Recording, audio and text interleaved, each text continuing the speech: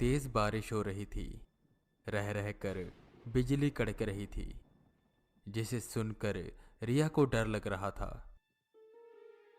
उसे ऐसा डरता देख उसके साथ वाले बेड नंबर 23 पर लेटे एक लड़के ने उसे उसके साथ एक गेम खेलने को कहा, जीरो कांटा का गेम।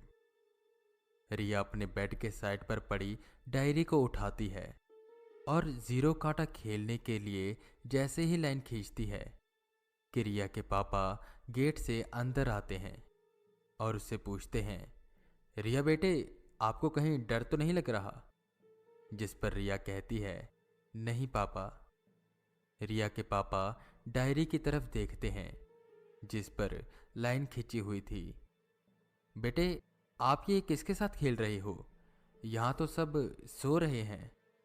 रिया ने बेड नंबर 23 की ओर इशारा करते हुए कहा, इन भैया के साथ। रिया के पापा उस बेड की तरफ देखते हैं पर वहां कोई नहीं था। उन्हें लगता है कि शायद रिया को फिर से वहम होने लगा, तो वो उसे आराम करने के लिए कहते हैं और डॉक्टर से मिलने के लिए चले जाते हैं। रिया की उम्र 8 साल की थी और वो अपने पापा के साथ लखनऊ से थोड़ी ही दूर एक छोटे से गांव में रहती थी।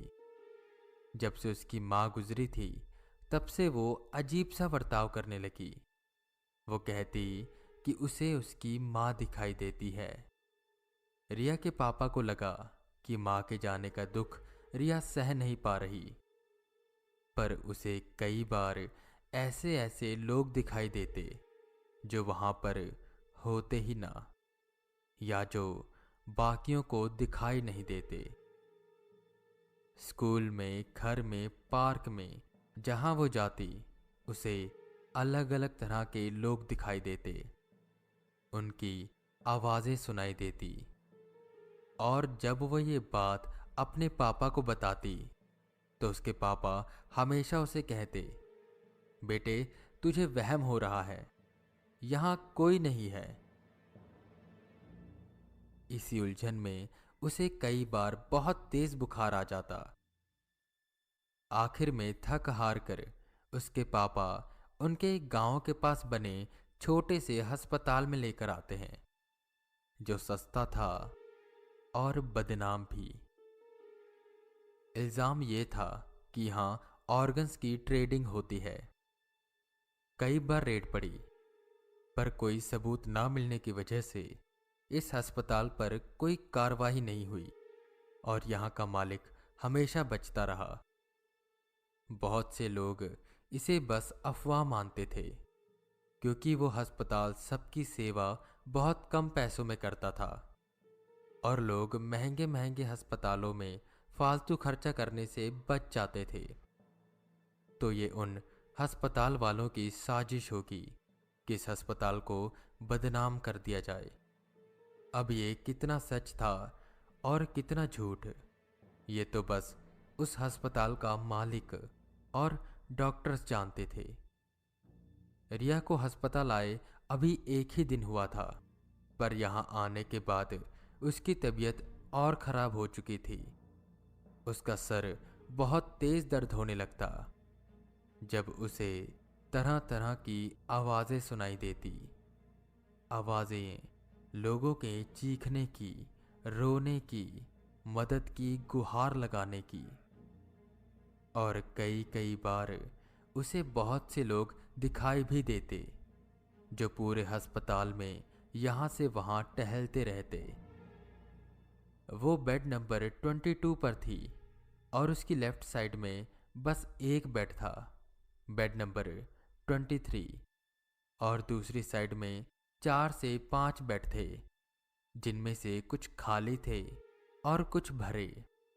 उसके बेड के दूसरी तरफ बेड नंबर 21 पर एक बूढ़ी सी औरत थी जो ज्यादातर लेटी रहती थी, और बेड नंबर 23 पर वो लड़का जिसकी उम्र करीबन 24 साल की थी।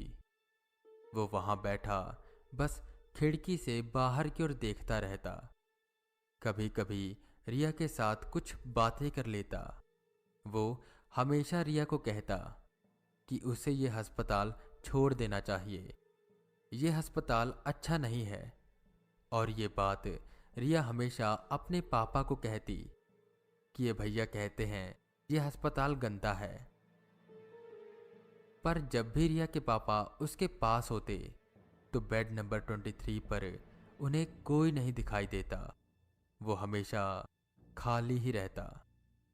उन्हें लगा शायद रिया को यहाँ अच्छा नहीं लग रहा, इसलिए वो ये सब बातें बना रही है। थोड़े दिन बीते पर डॉक्टर पता नहीं लगा पा रहे थे कि रिया को आखिर हुआ क्या है। पर उसकी तबीयत दिन ब दिन बिगड़ती जा रही थी। तो वहां के सीनियर डॉक्टर डॉक्टर सिंह कहते हैं, लगता है इसके साथ भी वही करना पड़ेगा जो हमने बाकियों के साथ किया है। इसके पापा को कहते हैं इसे कोई बड़ी बीमारी है और ऑपरेशन करना पड़ेगा। इसी बहाने इसके ऑर्गन्स निकाल लेंगे। जैसा डॉक्टर सिंह कहते थे सब स्टाफ वही फॉलो करता था। वो रिया के पापा से कहते हैं कि रिया का ऑपरेशन करना होगा। रिया के पापा काफी डरे हुए थे, पर डॉक्टर उन्हें समझाते हैं कि चिंता मत करो, सब ठीक हो जाएगा। ऑपरेशन होने के एक दिन पहले रिया अपने बेड पर लेटी थी। वो बस ऊपर की ओर देख रही थी कि तभी वो लड़का उसे बुलाता है और कहता है, तुम यहां से भाग जाओ, कुछ नहीं हुआ है तुम्हें, ये डॉक्टर बहुत गंदे हैं। रिया ये सुनकर सहम गई और अपने पापा के आते ही उनसे कहने लगी कि उसे यहां नहीं रहना। ये भैया कह रहे हैं ये डॉक्टर ठीक नहीं है। वो ये सब बातें समझ नहीं पा रहे थे।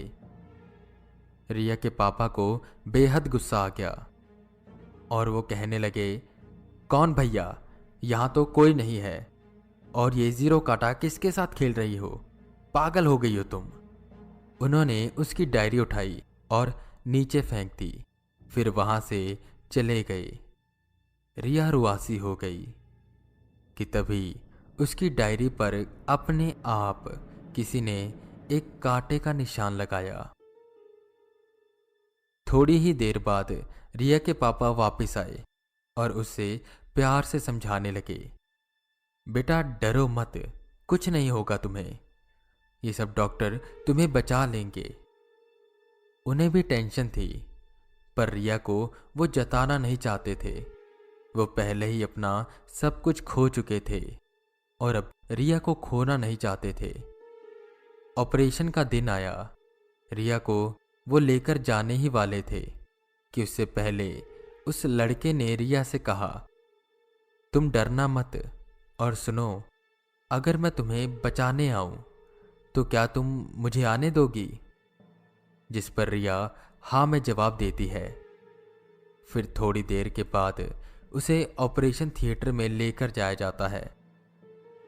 जब बॉडी ऑर्गन्स निकालने की बात होती है तो डॉक्टर सिंह खुद ऑपरेशन करते हैं और अपने बाकी स्टाफ को भेज देते हैं। इस बार भी ऐसा ही हुआ।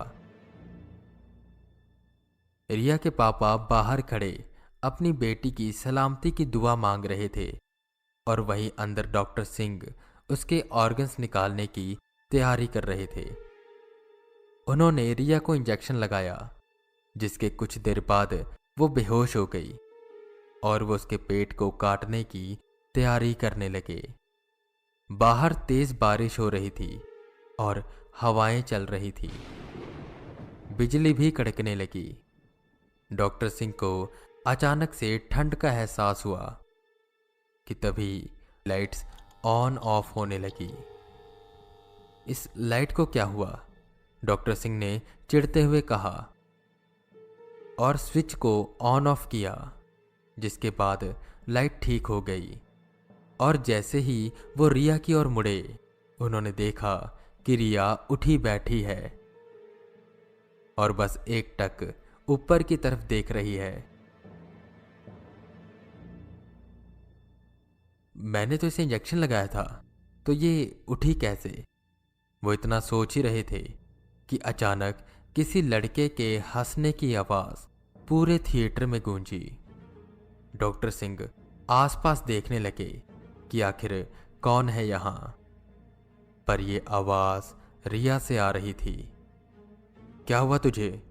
डॉक्टर सिंह ने डरते हुए पूछा कि तभी रिया ने डॉक्टर सिंह का गला पकड़ा। तूने मुझे मारा था ना? हल्का बुखार था मुझे, पर तूने मेरे घर वालों को कहा कि ये क्रिटिकल सिचुएशन है और तूने मेरे सारे अंग निकाल लिए और फिर उन्हें बेच दिया। मैं तुझे छोड़ूंगा नहीं।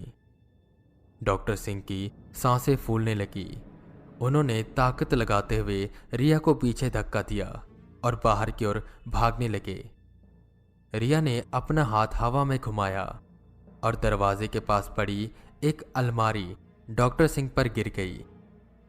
वो मदद की गुहार लगाने लगे, पर ऐसा लग रहा था कि जैसे उनकी आवाज कोई सुन नहीं पा रहा सिवाय रिया के।